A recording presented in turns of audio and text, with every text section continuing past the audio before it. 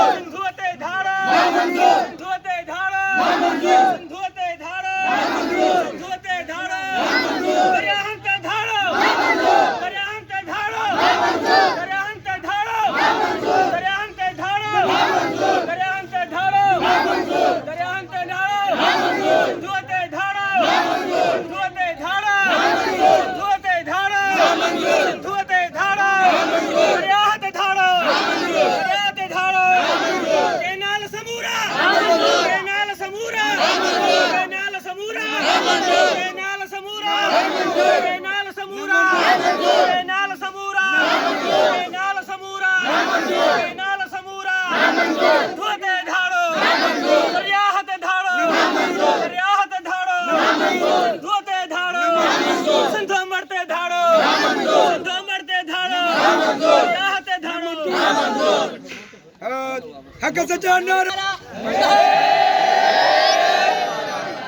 बिस्मिल्लाहिर्रहमानिर्रहीम।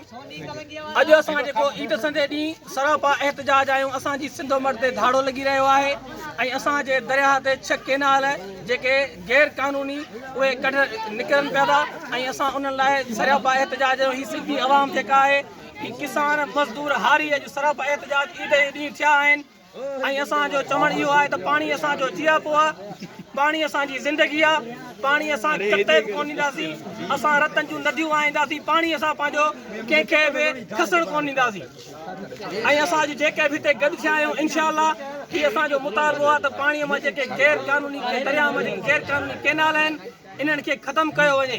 सिंधुअ ते धाड़ो सिंधुअ ते धाड़ो। बिस्मिल्लाहिर्रहमानिर्रहीम। जीअं अॼु ईद जो ॾियारो आहे पर सिंध ईद जेका आहे ख़ुशीअ जो ॾियारो आहे पर सिंध ख़ुशीअ सां कोन मल्हा रही आहे छो त सिंध खां हक़ खसिया विया आहिनि। सिंध जो पाणी बंदि कयो आहे, सिंध जे दरियाहनि ते कब्ज़ो थियो आहे, सिंध जे वसीलनि ते कब्ज़ो थियो आहे, सिंध जे वननि ते कब्ज़ो कयो आहे। असीं पंजाब खे इहो वाज़े ॿुधाइणु चाहियूं था त असीं सिंध अमन परस्त आहियूं ऐं असां हीअ अमन परस्तीअ सां एहतजाज कयूं पिया जेके केनाल दरिया ते ठहनि पिया उहे उन्हनि जो फ़ैसिलो वापसि वरितो वञे ऐं ग्रीन पाकिस्तान जे नाले ते सिंध खां जेके बनियूं खसियूं वियूं आहिनि उहे उन्हनि खे वापसि कयो वञे। जे न त सिंध मज़मत कंदी आई आहे पर हाणे सिंध मज़ामत कंदी ऐं पंजाब जे ॻिचीअ में हथ हूंदा असांजा ऐं जेकॾहिं हाणे सिंध सां इंसाफ़ न थियो त सिंध बाइकाते मुकमिल रोडनि ते निकिरी ईंदी। हाणे सिंध वटि झंडा ऐं डंडा हथ में इनशाअल्लाह असां पीर साहिब जी क़यादत में माण्हू आहियूं त असीं ॿुधाइण था चाहियूं पंजाब खे असां सिंध खां हिकु जवाबु चाहियूं था। छा असां को सवाबु चाहियूं था? जे सिंध चवे हा त पोइ ज़ाहिद हिकु वॾो इनक़लाब चाहियूं था।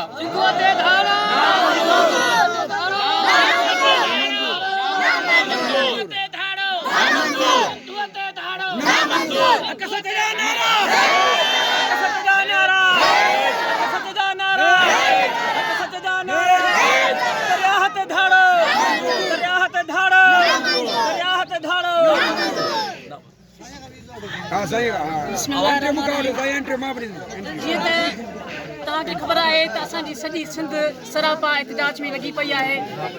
हीअ जेको अॼु ईद जो ॾियारो आहे इहे ईद जो ॾियारो ईअं सम्झो त हिकु ख़ुशीअ जो ॾियारो हूंदो आहे पर जेको हिननि सिंधुअ ते धाड़ो हणियो आहे त असां सभिनी सिंध वासियुनि खे हिननि परेशान ऐं मायूस करे छॾियो आहे। सिंधु दरिया हिकु सिर्फ़ु ज़राइत एग्रीकल्चर जो ज़रियो न आहे पर सिंधु दरिया पाणी उहो वसीलो आहे।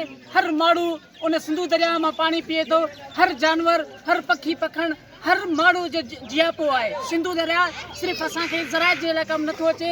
सिंधु दरिया जेकॾहिं हिन खपाए छॾींदा त असांजी सिंध ईअं सम्झो त तबाह अॻु में हिननि करे चुकी आहे पर हाणे सफ़ा बंदि